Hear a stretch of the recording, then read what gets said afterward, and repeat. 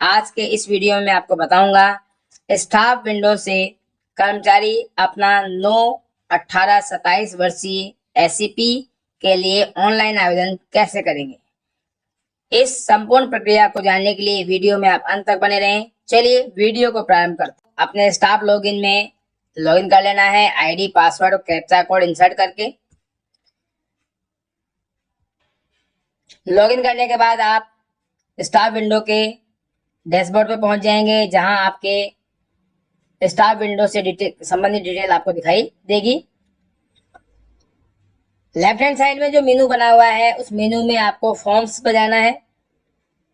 Forms पर जब click करेंगे तो नीचे एक ऑप्शन आपको दिखाई देगा, एप्लीकेशन फॉर डिपार्टमेंटल सर्विसेज। उस पर आपको क्लिक करना है। फिर एक और ऑप्शन खुलेगा फॉर्म्स का, फिर उस पर आपको क्लिक करना है। तो यहाँ पर सेंटर में आपको 4 आइकन दिखाई देंगे, जिसमें पहला आइकन है apply for SCP, click here. आपको इस पर क्लिक करना है।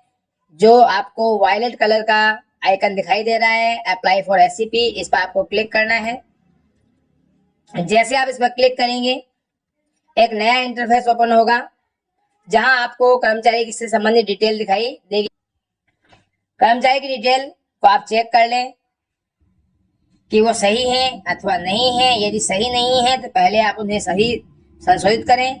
आप सभी डिटेल को अच्छी तरह से चेक करने के बाद ही एससीपी के लिए आवेदन करें। नाम, employee ID, mobile number, date of birth, father's name और जहां आप पोस्टेड हैं उसकी डिटेल आपको यहाँ पर दिखाई देगी। ये सब चेक करने के बाद यहाँ नीचे आपको दिखाई देता है एससीपी एप्लीकेशन ऑन शाला दर्पण, next SCP stage will be available only when previous one is approved. तो यहाँ पर आपको दिखाई देगा कि आपकी कौन सी एससीपी अप्रूव हो चुकी है शाला दर्पण पर। तो यहाँ दिख रहा है फर्स्ट एससीपी अप्रूव हो चुकी है। इसका मतलब अब जो कर्मचारी आवेदन करेगा सेकंड एससीपी के लिए आवेदन करेगा। एससीपी रिवीजन यस और नो, क्या आप एससीपी का रिवीजन चाहते हैं तो यस और नो पर क्लिक कर सकते हैं। यदि चाहते हैं तो यस पर क्लिक करें, नहीं चाहते हैं तो नो पर क्लिक करें। तो यहाँ हमें एससीपी के रिवीजन के लिए कोई आवेदन नहीं करना है, इसलिए यहाँ पर हम नो ही रहने देते हैं। अब यहाँ पर ये कहा गया है कि एससीपी एप्लीकेशन ऑन शाला दर्पण next SCP stage will be available if only previous one is approved. तो यहाँ पर बताया जा रहा है कि आपकी जो भी कर्मचारी आवेदन कर रहे हैं उनका पहला एससीपी अप्रूव्ड हो चुका है। फर्स्ट पर क्लिक है यहाँ पर, और वह मूल पद जिससे एससीपी गणना की जानी है तो वो यहाँ पर दिया हुआ है, बाय डिफॉल्ट यहाँ पर आपको मिलेगा। आपको नीचे आना है। यहाँ पर आपको मिलेगा यदि कार्मिक मॉडल स्कूल का है तो उसके पूर्व ध्यान रखिए ये वाली एंट्री सिर्फ मॉडल स्कूल में कार्यरत कार्मिक को ही करनी है, अन्य को नहीं करनी है। तो ये कार्मिक जिनकी मैं आवेदन कर रहा हूँ वो मॉडल स्कूल में नहीं है, इसलिए यहाँ पर हम कोई एंट्री नहीं करेंगे।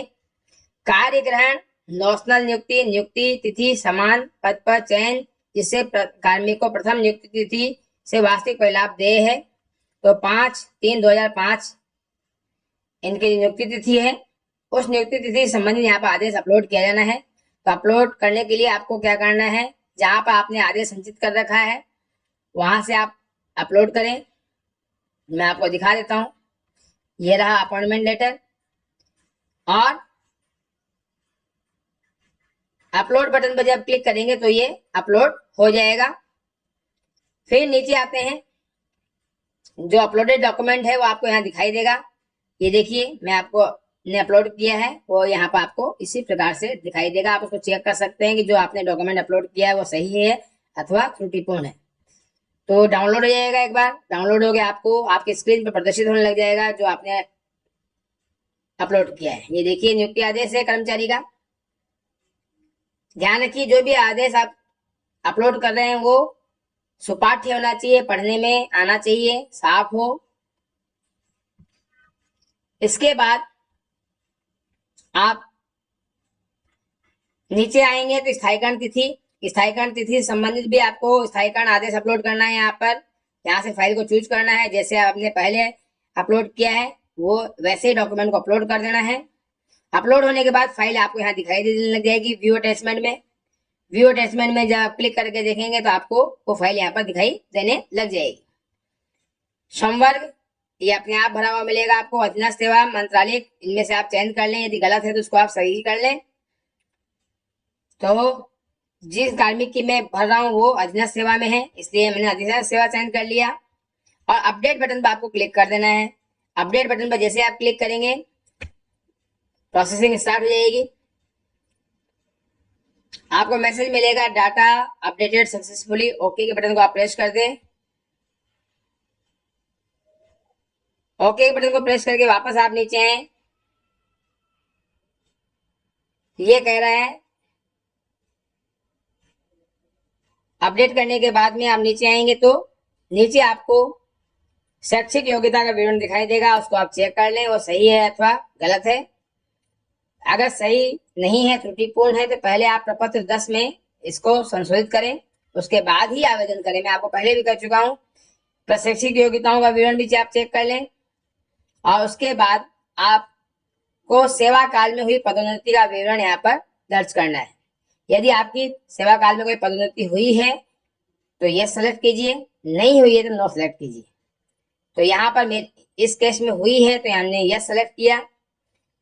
यहाँ से सेलेक्ट कर लेंगे कौन सी पदोन्नति, पहली पदोन्नति हुई है, किस पद पर हुई है, सीनियर टीचर के पद पर हुई है, कार्यग्रहण किया अथवा परित्याग किया तो कार्यग्रहण किया सेलेक्ट किया इन्होंने। डीपीसी वर्ष कौन सा है, 17-18 सेलेक्ट कर लिया। आदेश क्रमांक यहाँ पर आपको टाइप कर देना है, हिंदी में इंग्लिश में जो भी है पदोन्नति का जो आदेश क्रमांक है।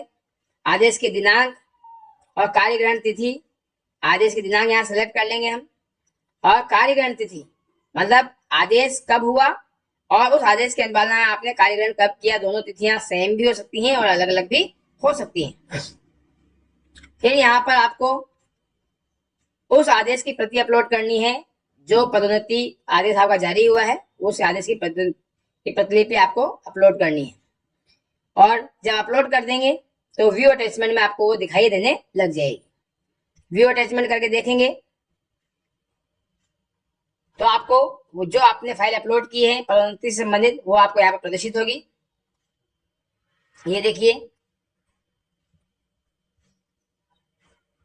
ये कार्मिक का नाम है, यहाँ पर पदोन्नति का विवरण है, कार्यग्रहण की रिपोर्ट है, तो दोनों अपलोड कर दी गई है। यदि आपको लगता है कुछ त्रुटि हो गई है तो यहाँ से आप एडिट कर सकते हैं, डिलीट कर सकते हैं।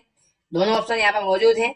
यदि आप डिलीट करना चाहें तो यहाँ से डिलीट कर सकते हैं और एडिट करना चाहें तो एडिट भी कर सकते हैं। तो ये पदोन्नति का विवरण अपलोड करने के बाद में आपको पूर्व में स्वीकृत एसीपी, यानी जैसे इस केस के अंदर पहले एसीपी स्वीकृत हो चुकी है तो फर्स्ट एसीपी का चयन हो चुका है। यहाँ पर कौन से वेतन आयोग में हुई थी, छठे वेतन आयोग में। उस समय क्या पेमेंट लिया था, 93 से 34,800। ग्रेड पे कौन सी मिली थी, 4200 मिली थी। प्रभावी तिथि एसीपी के लिए जो प्रभावी तिथि थी 6 मार्च 2014 थी। आदेश क्रमांक यहाँ पर डाल दिया है, यहाँ पर जो भी इस आदेश में वर्णित है मैं भी आपको वो आदेश दिखाऊंगा। और एसीपी स्वीकृत की दिनांक यहाँ पर डाल दी गई है। एसीपी स्वीकृत उस आदेश में कब हुई है वो दिनांक यहाँ पर सेलेक्ट कर लेंगे। चूज फाइल से वो आदेश जिससे एसीपी स्वीकृत की गई है उसकी प्रति आप अपलोड करनी है। अपलोड करने की प्रक्रिया मैं आपको पहले बता चुका हूँ, इसलिए बार बार हम अपलोड नहीं करेंगे। और अपलोड करने के बाद आपको व्यू अटैचमेंट में वो फाइल आपको दिखाई देने लग जाएगी। आप देख सकते हैं ये जिला शिक्षा अधिकारी कार्यालय से जारी एसीपी का आदेश है, जहाँ पर कार्मिक का नाम है यहाँ पर दिखाई दे रहा है आपको। प्रभावी तिथि भी दिखाई दे रही है आपको 6/3/2005। फिर नीचे आते हैं तो ये तो जिला शिक्षा अधिकारी का आदेश है एसीपी का। फिर ब्लॉक स्तर पर भी आदेश जारी हुआ होता है, उसकी प्रति भी आपको अटैच करनी थी। ब्लॉक स्तर का आदेश है सीबीओ का। दोनों की पीडीएफ बनाकर आपको अपलोड करनी है। ध्यान रहे जो भी आप पीडीएफ अपलोड कर रहे हैं वो बिल्कुल साफ हो, पढ़ने योग्य हो, सुपाठ्य हो। यदि आपको लगता है कि कोई त्रुटि हो गई है तो आप यहाँ से डिलीट और एडिट कर सकते हैं। फिर नीचे आते हैं पुनरीक्षित वेतनमान, यानी इस कार्मिक को कौन कौन से वेतनमान इसके सेवा काल में मिले हैं।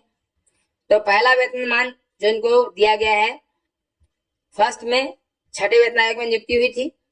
पे बैंड था 5200 से 20,200 और ग्रेड पे थी 2800। फिर उसके आदेश की प्रति जो वेतन आयोग लगा, छठा वेतन आयोग लगा, उसके आदेश की प्रति यहाँ पर अपलोड की जानी है। उसी प्रकार से सेकंड जो मिला है वो भी 6 में मिला है। पे बैंड 93 से 34,800।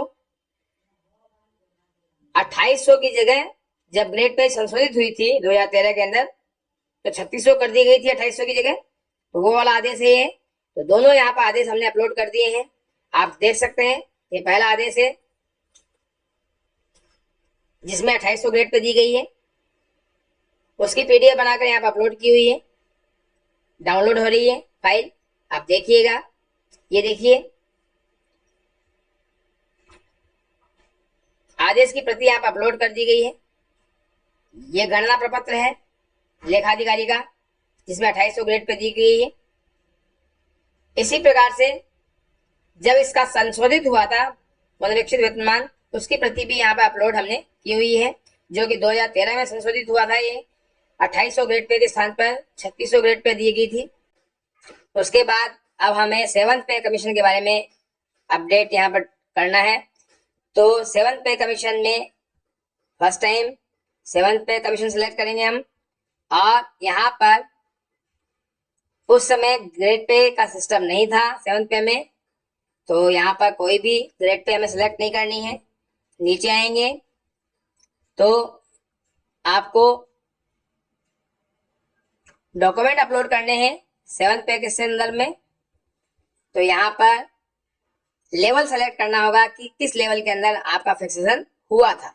तो आपके डॉक्यूमेंट में आपको लिखा हुआ मिलेगा, जो फिक्सेशन स्टेटमेंट आपका मिला होगा उसमें आपको बताया गया होगा कि आपका फिक्सेशन किस लेवल पर किया गया है। जैसे इस कर्मचारी को L11 में फिक्स किया गया था, और वेतनमान के विकल्प की दिनांक जो आपने विकल्प पत्र भर के दिया है उसमें विकल्प पत्र में आपको दिनांक दिखाई देगी। मैं आपको एक बार दिखा देता हूँ विकल्प पत्र कैसा था, उसके बाद हम बात करते हैं।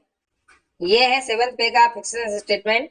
इसमें यहाँ पर कर्मचारी संबंधित इंफॉर्मेशन मिल जाएगी आपको, और यहाँ पर आपको एग्जिस्टिंग पे ग्रेड लेवल मिल जाएगा।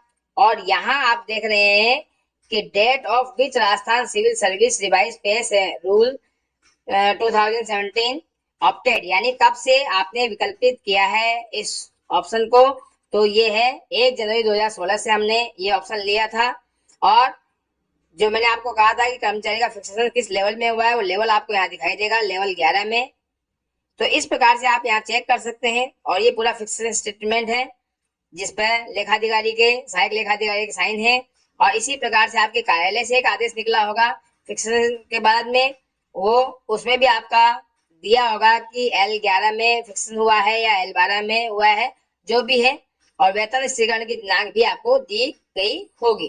तो आप यहाँ से चेक कर सकते हैं, और चेक करने के बाद आपको ये डॉक्यूमेंट अपलोड करना है।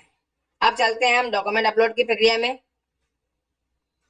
यहाँ पर हमने L11 सेलेक्ट कर लिया, और वेतनमान का विकल्प देने की जो दिनांक मैंने आपको बताई थी कि 1 जनवरी 16 है, तो 1 जनवरी 16 हमने यहाँ सिलेक्ट कर लिया। 1 जनवरी 16, ये 1 जनवरी 16 हमने सेलेक्ट कर लिया। अब चूज फाइल में जाकर हम उस फाइल को जहां हमने सेव कर रखा है, हम यहाँ से उसको अपलोड कर देंगे। ओपन किया और सेव बटन पर जब क्लिक करेंगे तो ये फाइल ऑटोमेटिकली सेव हो जाएगी। आपको मैसेज मिलेगा डाटा सेव सक्सेसफुली। ओके के बटन को प्रेस करते हैं आप। ओके के बटन को प्रेस करके नीचे आएंगे तो आपको वो फाइल अपलोडेड दिखाई देगी। ये देखिए 7th पे कमीशन का आ चुका है। यहाँ पर पुनरीक्षित वेतनमान 2008 और 17 के डॉक्यूमेंट अपलोड करने के पश्चात अब आपको नीचे आवेदित एसईपी का विवरण दर्ज करना है कि कौन सी एसईपी आप ले रहे हैं। सेलेक्ट करेंगे हम, तो इस केस में मैं 18 साल की एसईपी की बात कर रहा हूँ, क्योंकि प्रथम मिल चुकी है इनको। दे दिनांक जो आपको पिछली एसईपी मिली थी उसी तिथि से मिलेगी, तो उससे 9 साल आपको काउंट करने हैं। तो इनको पहले जो एसईपी मिली थी 6 मार्च को मिली थी, वास्तविक लाभ जो मिला था वो 6 मार्च का मिला था।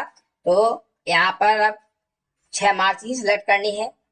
6 मार्च हमने सिलेक्ट कर ली, 6 मार्च 23 को दे होगी, दे आयोग 7th पे कमीशन। उसके बाद में पेमेंट लेवल लागू नहीं है, पे मैट्रिक्स L11 से अब ये L12 में चले जाएंगे, क्योंकि L11 पहले से ले रहे हैं। तो आप देखिए कि आवेदित एसीपी में आपको क्या क्या दर्ज करना है। यदि आपकी पहली मिल चुकी है तो 18 सेलेक्ट करना है, दूसरी मिल चुकी तो आपको 27 सेलेक्ट करना है। और जो रजिस्टर्ड ऑफिसर है उनको 10, 20, 30 का लाभ दिया जाता है। तो पहली के लिए 10 सेलेक्ट करना है, दूसरे के लिए 20 सेलेक्ट करना है, तीसरे के लिए 30 सेलेक्ट करना है। ये ध्यान रखने वाली बात है। दे दिनांक आपको जो पिछली एसीपी मिली है उस यानी वास्तविक जो आपको लाभ मिलना है वो किस तिथि से मिलना है वो तिथि आपको यहाँ पर सेलेक्ट करनी है। तो यहाँ पर 6/3/2023 से वास्तविक लाभ मिलना है। वेतन आयोग 7वां वेतन आयोग चल रहा है इस समय। और पे बैंड यहाँ पर पे मैट्रिक्स सेलेक्ट कर लेंगे। L11 मिल रही थी, L11 से आप L12 में जाएंगे तो L12 हमने सेलेक्ट कर लिए। दिनांक 31/5/2 तक जीवित बच्चों की संख्या पूछी गई है। ध्यान दीजिए तिथि कौन सी है, 31/5/2002 तक। तो 31/5/2002 तक जीवित बच्चों की संख्या भरनी है। तो यहाँ पर जीवित बच्चों की संख्या कुछ नहीं है, इसलिए हम कुछ भी नहीं भरेंगे, जन्म तिथि भी नहीं भरेंगे, यहाँ पर नहीं भरनी है आपको। और जिसको लागू है वो भरे। मैं जिस कर्मचारी की भर रहा हूँ उनके 31/5/2002 तक कोई संतान नहीं थी, क्योंकि वो समय तक अनमेरिड थे। अब नीचे आते हैं, 1/6/2002 के पश्चात जीवित बच्चों या पुत्रे की संख्या। तो यहाँ नाम लिखना है उनका, हम नाम लिख देते हैं। और जन्म तिथि उनकी अंकित करनी है, किस तिथि को हुए हैं, तो वो जन्म तिथि यहाँ से हम सेलेक्ट कर लेंगे, मई 2013 में, 13 मई 2005। और सेव बटन पर क्लिक कर देंगे। सेव बटन पर क्लिक करेंगे तो ये डिटेल यहाँ पर नीचे सेव हो जाएगी। तो यहाँ पर बच्चे का नाम आ चुका है, जन्म तिथि आ चुकी है। अब संतान संबंधी घोषणा पत्र के लिए आपको यहाँ पर एक स्टाम्प अपलोड करना है 50 रुपए का, नॉन जुडिशियल स्टाम्प, जिसमें आप शपथ लेंगे। मैं आपको उसका एक प्रारूप भी दिखा देता हूँ। इस प्रकार से गैर न्यायिक जो स्टाम्प है 50 रुपए का, उस पर आपको शपथ पत्र बनवाना है संतान संबंधी घोषणा का, जिसमें आप अपना पूरा विवरण लिखेंगे। ये देखिए जो लैंग्वेज वहां थी वही यहाँ पर लिखी गई है। ये ध्यान रखने वाली बात है कि आपके द्वारा जो स्टाम्प परचेज किया गया है वो आपकी एसीपी तिथि के जो वास्तविक लाभ मिलना है उस तिथि से बाद परचेज किया हुआ होना चाहिए।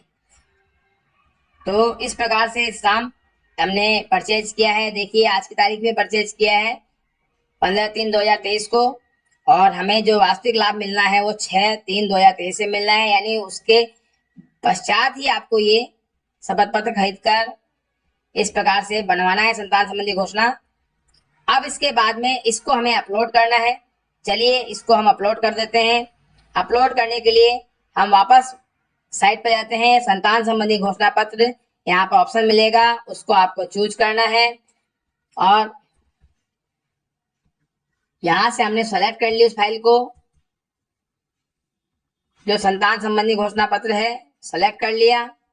अब नीचे आएंगे तो अपडेट, सेवा काल के अंदर कर्मचारी को सीसीए नियमों के तहत कोई दंड या दिया गया है, हाँ या नहीं। यदि दिया गया तो हाँ सिलेक्ट करें, और नहीं तो नहीं सिलेक्ट करें। और अपडेट बटन पर आप क्लिक कर दें। अपडेट बटन पर जैसे क्लिक करेंगे प्रोसेसिंग स्टार्ट हो जाएगी। डाटा अपडेटेड सक्सेसफुली का मैसेज मिलेगा। ओके के बटन का आपको प्रेस कर देना है। ओके के बटन को जैसे प्रेस करके नीचे आएंगे स्क्रॉल करके, तो आपने जो फाइल अपलोड की है वो भी अपलोड हो चुकी होगी। व्यू अटैचमेंट में जाकर आप उसको देख सकते हैं। मैं आपको दिखा देता हूं कि हमने जो संतान संबंधी घोषणा पत्र अपलोड किया है वो सही अपलोड हुआ है अथवा नहीं हुआ है। ये प्रोसेसिंग हो रही है, डाउनलोड की प्रक्रिया चल रही है, थोड़ा इंतजार कीजिए। और जैसे ही डाउनलोड होगा आपको ये दिखाई देगा। ये देखिए डाउनलोड हो चुका है, और जो घोषणा पत्र हमने अपलोड किया था वो वास्तविक रूप से अपलोड हो चुका है। इस प्रकार हमने जो भी आवेदन करने के संदर्भ में जो भी डॉक्यूमेंट अपलोड करने थे वो बिल्कुल अच्छी तरह से देखकर अपलोड कर दिए हैं। अब इसको फाइनल सबमिट करने की बारी आ जाती है। तो नीचे आपको फाइनल सबमिट का बटन मिलता है। फाइनल सबमिट का बटन पर जब आप क्लिक करेंगे तो ये आपकी एप्लीकेशन आपके पीओ को फॉरवर्ड हो जाएगी। आपसे पूछेगा क्या आप इसे अग्रेषित करना चाहते हैं, तो यस कर दीजिए। यस करेंगे तो ये फाइल आपके पीओ को आप ओटीपी के माध्यम से भेजेंगे। आपके मोबाइल पर ओटीपी आएगा। चलिए ओटीपी मैं दर्ज कर देता हूँ। फाइनल सबमिट के बटन पर क्लिक करेंगे ओटीपी डालकर।